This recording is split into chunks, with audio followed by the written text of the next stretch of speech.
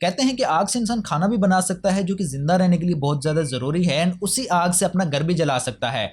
इसी तरह से organ donation sometime life saving हो सकता है, लेकिन दूसरी तरफ इसके अब्यूज एंड इसकी बिजनेस बना दिए जाने से कई लोग अपनी लाइफ से हाथ धो बैठते हैं। एंड समटाइम तो इवन ऐसे इंसिडेंट्स भी रिपोर्ट हुए हैं कि ह्यूमन ऑर्गन स्मगलर्स ने लोगों को धोखे से या फिर किडनैप करके बेहोश करके किडनीज तक निकाल दिए। सो लेजिस्लेचर को कहीं ना कहीं तो इंटरफेयर करना पड़ेगा। सो क्या ऑर्गन डोनेशन पाकिस्तान में लीगल है और क्या पैसे लेके किसी को ऑर्गन डोनेट किया जा सकता है, ये सब जानेंगे इस वीडियो में। तो वीडियो को पूरा देखिएगा एंड चैनल को भी सब्सक्राइब कर लें। हेलो एवरीवन, मैं हूं Hamad Ahmad Khan, advocate, and welcome to the legal forum. Organ transplantation का कॉन्सेप्ट ये है कि मान लें अगर किसी का कोई ऑर्गन जैसे कि किडनी, लिवर या कोई और ऑर्गन काम नहीं कर रहा तो उस ऑर्गन को रिप्लेस कर दिया जाए ताकि वो जिंदा रह सके। लेकिन ये ऑर्गन्स किसी फैक्ट्री या लैब में तो बनाए नहीं जा सकते, इसलिए इन ऑर्गन्स का सोर्स सिर्फ दूसरा ह्यूमन ही हो सकता है। वो जिंदा शख्स भी हो सकता है जिसके ऑर्गन निकाल के किसी दूसरे को दे दिए जाएं, and in some cases death के बाद भी ऑर्गन्स काम आ सकते हैं, जैसे कि एक्सीडेंटल डेथ हुई हो किसी की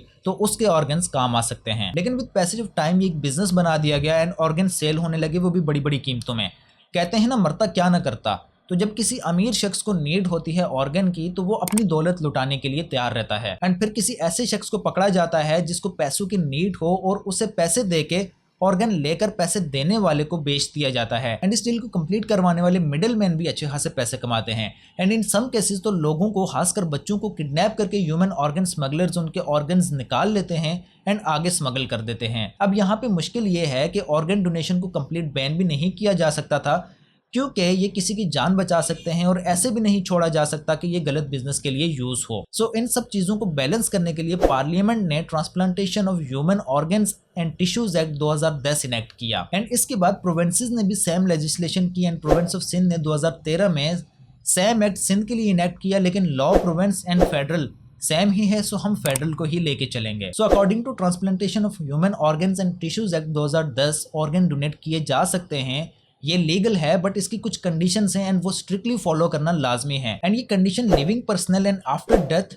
दोनों ही के लिए डिफरेंट हैं। अगर लाइव डोनर की कंडीशंस की बात करें तो ये हैं कि डोनर कम से कम 18 साल का होना चाहिए and voluntarily without any duress अपनी मर्जी से ऑर्गन डोनेट करना चाहता हो, एंड सिर्फ और सिर्फ थेरेपेटिक पर्पस के लिए ऑर्गन डोनेट किया जा सकता है।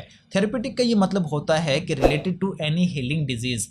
इसके अलावा ना कोई डोनर डोनेट कर सकता है और ना कोई एक्सेप्ट कर सकता है, एंड ऑर्गन सिर्फ लीगली रिलेटेड पर्सन डोनेट कर सकता है, यानी कि पेशेंट जिसको ऑर्गन की नीड है उसका कोई ब्लड रिलेटिव जैसे कि पेरेंट्स, चिल्ड्रन, ब्रदर, सिस्टर या फिर स्पाउस डोनेट कर सकते हैं।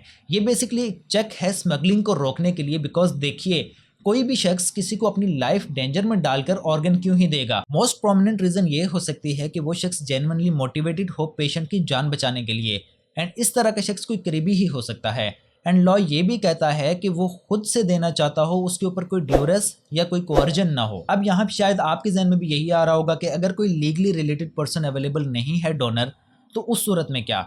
तो ऐसी सूरत में non blood relative can donate, लेकिन उससे ऑर्गन लेने से पहले एक एवेल्युएशन कमेटी जो कि अंडर दिस एक्ट कॉन्स्टिट्यूट की गई है वो अलाउ करेगी आफ्टर मेकिंग इट श्योर कि डोनेशन जो है वो वॉलंटरी है, फिर वो डोनेट कर सकता है। एंड ऑर्गन डोनेट करने के लिए कोई भी पेमेंट चार्ज नहीं की जा सकती या कोई और बेनिफिट नहीं लिया जा सकता। It should be free of any compensation. इसके अलावा किसी पर्सन की डेथ के बाद उसके ऑर्गन्स को मेडिकल पर्पसेस के लिए यूज किया जा सकता है, लेकिन इसके लिए जरूरी ये है कि वो शख्स बिफोर डेथ 18 साल का हो या इससे ज्यादा का हो, एंड उसने मरने से पहले इन राइटिंग ये ऑथराइज किया हो कि डेथ के बाद उसके ऑर्गन डोनेट कर दिए जाएं।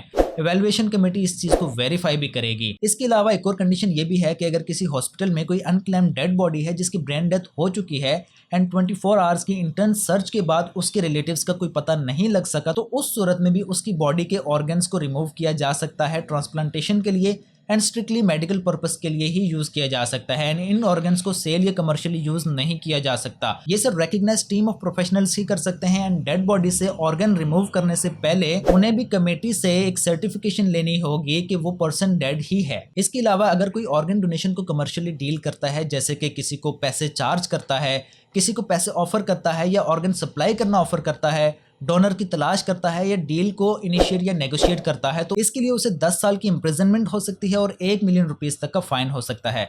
इसके अलावा अगर कोई शख्स इस एक्ट की किसी प्रोविजन की खिलाफ वर्जी करता है तो उसे भी 3 साल तक की इंप्रिजनमेंट और 3 लाख तक का जुर्माना हो सकता है। इसके अलावा अगर कोई शख्स या medical institution unauthorized services offer करता है या हेल्प करता है ऑर्गन रिमूव करने में, तो उसे भी 10 साल तक की जेल एंड 10 लाख रुपए तक का फाइन हो सकता है। आज की वीडियो में इतना ही। उम्मीद करता हूँ ये वीडियो आपके लिए हेल्पफुल रही होगी। अगर वीडियो पसंद आई है तो इसे लाइक करें, अपने दोस्तों के साथ भी शेयर करें और चैनल को जरूर सब्सक्राइब करें। मिलते हैं अगली वीडियो में, तब तक के लिए अल्लाह हाफिज।